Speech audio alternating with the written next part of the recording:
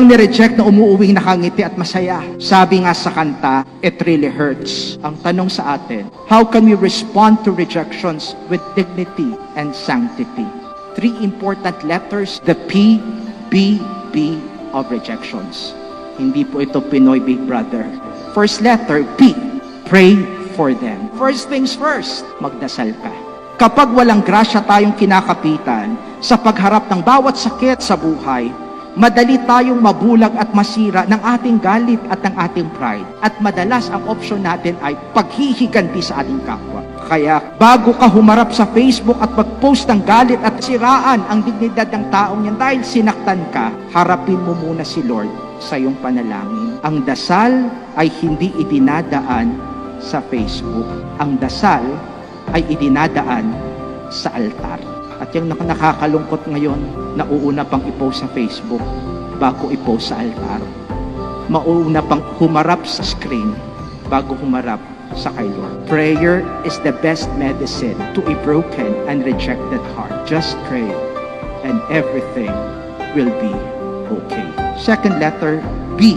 Be good to them. Kabutihan at pagpapatawad ang nagbibigay ng kapayapaan at katahimikan sa mga pusong sugatan. Panalo tayo palagi sa grasya ng Diyos kung kabutihan ang mas pinapairal natin sa ating mga sugatang puso.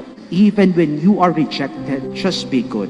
Because goodness is the attitude of a dignified and peaceful person. Goodness is Christ's presence in our midst. Kahit hindi man siya mabuti sa iyo, maging mabuti ka. Dahil ang kabutihan ang susi sa kapayapaan na hinahangad natin sa ating buhay. And the third point is, be fruitful because of them. Our experiences of rejections should not destroy our passion and hopes in life.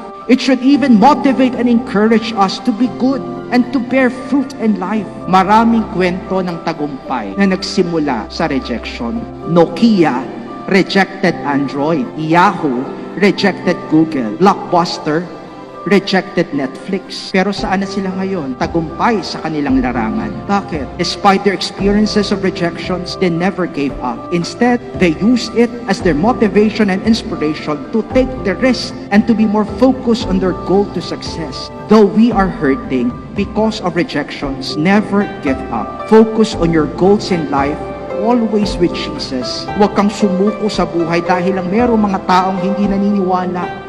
Alalahanin mo, may Diyos na kailanman hindi nawala ng tiwala at pag-asa sa iyo. Kumapit ka lang at huwag mawala ng pag-asa. Magtatagumpay ka kahit sa gitna ng mga sugat at hirap ng buhay. Dahil mas makapangyarihan ang grasya ng Diyos sa kahit anumang hirap na pinagdaraanan natin sa buhay.